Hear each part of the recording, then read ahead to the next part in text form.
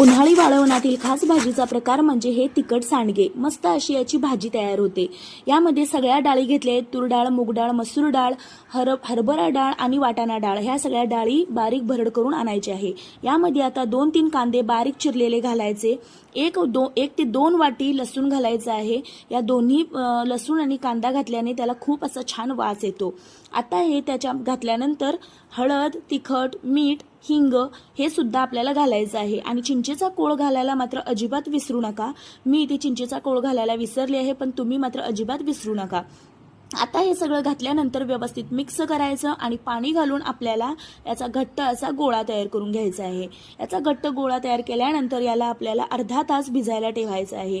अर्धा तास भिजायला ठेवल्यानंतर पीठ असं मस्त असं मुरून जातं आणि प्लास्टिकची शीट घ्यायची, त्याच्यावरती बारीक बारीक असे सांडगे घालायचे।